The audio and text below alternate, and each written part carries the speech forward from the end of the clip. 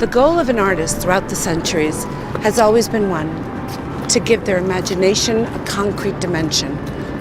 Like Michelangelo and Botticelli, Hollywood has always attempted to bring dreams to life.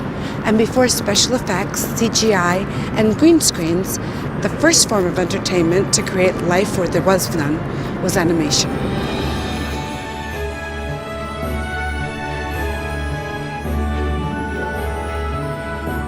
A series of cells and frames drawn to bring sequences to life, animation was yet another form of art, and it has developed and changed over the decades. It has captured the hearts of generations, children and adults alike. These artists were using a different form of art to tell a story.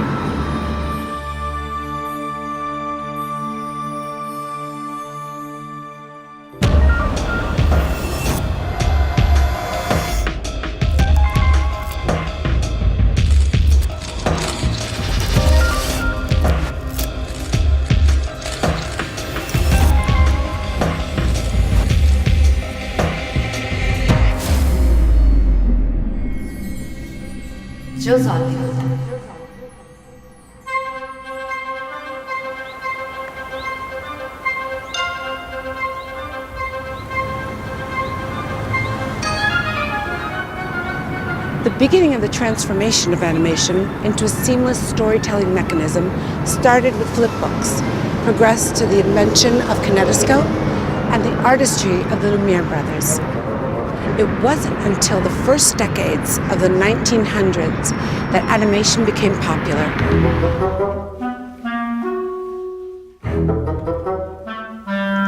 In the 1920s, Walt Disney opened his own animation studio, producing the first archaic versions of a character that everyone recognizes today, Mickey Mouse. The adventures of the now famous mouse attracted young and old viewers alike. And once the industry saw that animation was drawing all audiences in, they pursued it with fervor. 1937 was a turning point in the history of animation. This is when Walt Disney released Snow White and the Seven Dwarfs. Considered the first real animated feature film, this success opened the gates to timeless masterpieces like Pinocchio, Bambi, Dumbo, and several Mickey Mouse movies. Following the success of Walt Disney, other studios wanted to grab a share of the same market. So Warner Brothers created the Looney Tunes, featuring captivating characters like Bugs Bunny, his enemy friend Daffy Duck, the adorable and grumpy Elmer Fudd, and a wild, wily coyote. Cartoons became the keystone of entertainment, taking up more and more airtime, especially with the arrival of color television. In 1958, Hanna-Barbera Productions launched the Huckleberry Hound Show, the first TV program with cartoons only. After that, the Flintstones, the Jetsons, and Yogi Bear arrived. By now, Saturday morning cartoons had become a familiar national pastime. Animation opened the way and transformed the world of special effects and computer graphics. Computer animation was bound to change everything. And John Lasseter was one of the first creative geniuses to investigate these techniques. After getting his start at Disney, Lasseter left to join Lucasfilms, pioneering CGI animation. His accomplishments were rewarded as he became a producer, director, and chief creative officer of Pixar Studios. His visionary pictures include The Nightmare Before Christmas, Toy Story, Finding Nemo, and WALL-E, just to name a few. Today, Disney and Pixar have merged, and Lasseter is the company's creative director. I met with him for the opening of the new animation building.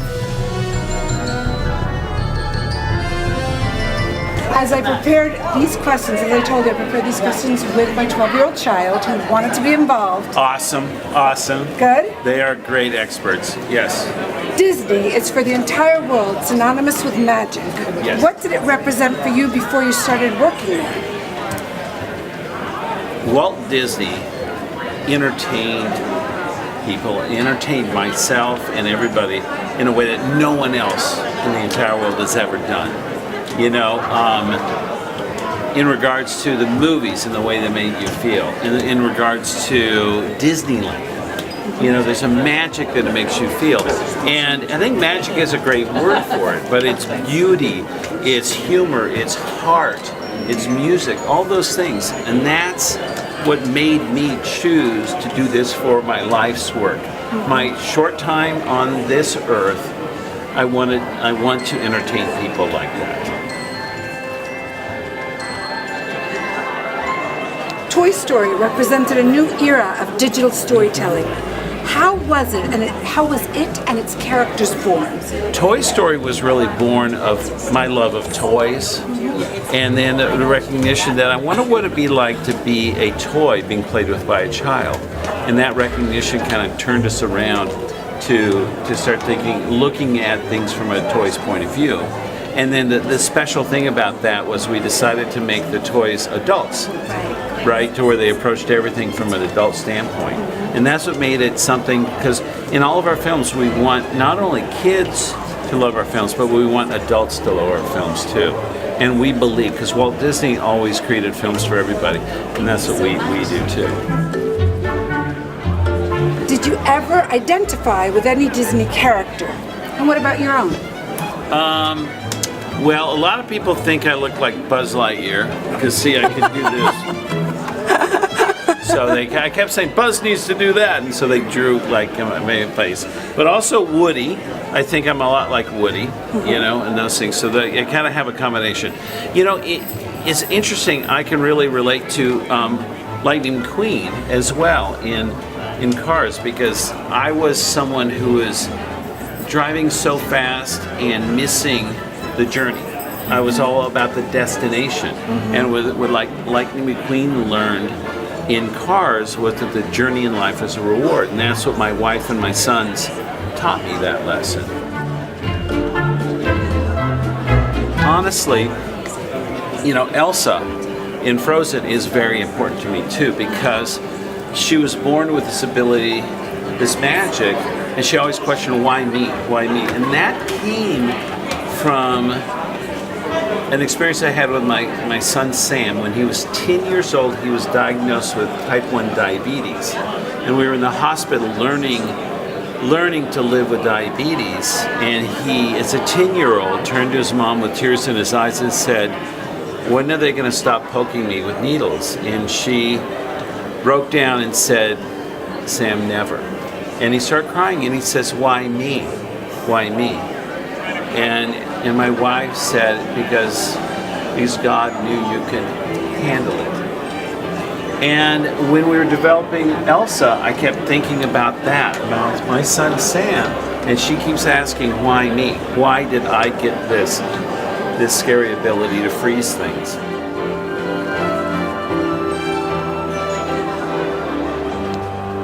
What did winning an Oscar feel like, do to you? You know what's interesting is everybody has their own sense of job well done, a sense of accomplishment, right? Some people it's winning Oscars, some people it's opening weekend box office.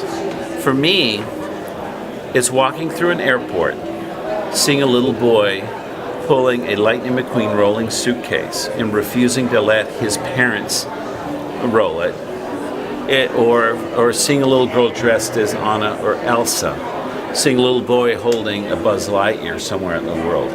I was in the Italian island of Pantelleria, as far away from my home as it can be, and there was a little boy playing, and he had a Lightning McQueen swimsuit on. And it touched me so deeply to know that even in the farthest corners of the world, our movies have touched people, and that's why I do what I do. Thank you so much. You have moved me so much. Thank you. Dad. Mille grazie. Mille grazie. A te mille grazie. Sei meraviglioso. Truly remarkable. John Lasseter.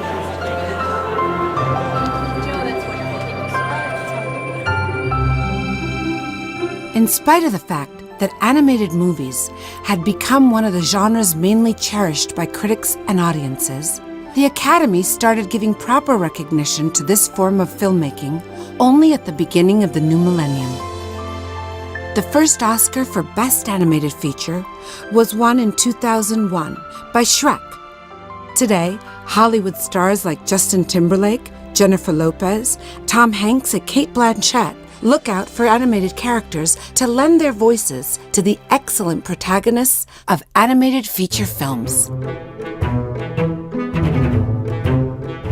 Mike Mitchell got to experience this creative revolution firsthand, starting out as an animator and producing and directing films like Shrek, Alvin and the Chipmunks, Kung Fu Panda, the SpongeBob movies, and the DreamWorks production Trolls, released by 20th Century Fox.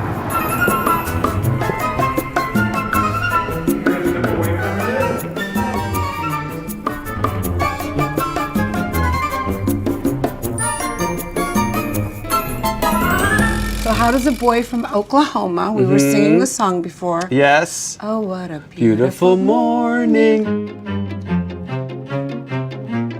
I'm from Oklahoma, and I went to film school there for just a year at Oklahoma University, and then I came out to the wonderful school that was created by Walt Disney called Cal Arts, California Institute of the Arts, where most of the people working in the animation industry are. And then you were at Disney? I bounced around a lot as an animator and mostly as a board artist, so I did storyboards. I did some work for Disney, animating for Disney, and then I was a storyboard artist for Spike Jonze. When he was just starting out doing feature films. I was his storyboard artist, and then I did storyboards for Tim Burton at a place called Skellington Studios that did Nightmare Before Christmas. When you do a movie, do you think of Oscar? I gotta be honest, it's hard to think of beforehand, but afterwards at the end of the year and the Oscars are coming, it is such an honor to be any part of being nominated. If you see all the animated films that came out, these are giant films that everyone's going to. From Zootopia, which is an amazing story with a great message and a beautiful look to it. From Kubo and the Two Strings, which is like a whole different style of animation, stop animation, that's like an art film in itself. The Little Prince. These are amazing, amazing films, huge films. Everyone's going to see them. And it's also nice to see, these are a lot of the people that I went to California Institute of the Arts with. So to be all grown up and think, wow, that's what hits me the most is we're a bunch of goofballs drawing pictures of each other, making each other laugh. And now we've got these big films that everyone's going to is really neat. Okay, let's take, for example, Trolls. Yes. Okay, so Trolls, they existed as a toy. Yeah. How does a movie get made from that? DreamWorks had purchased the right for the little character, just the little stubby guy with the hair. Right. And that's what got me really excited because there was nothing else. That's all there was. There was no backstory, there's no mythology, there was no world. And the only thing we have is that hair, and we're happy to have that hair. Let's play around with that hair. Let's make it change colors, change shapes, whip out, and use it like a monkey tail. So it was really creatively freeing to start working on this. Very, very fun. Thank you. Thank you. Okay, Okay, here goes. One side. Mwah.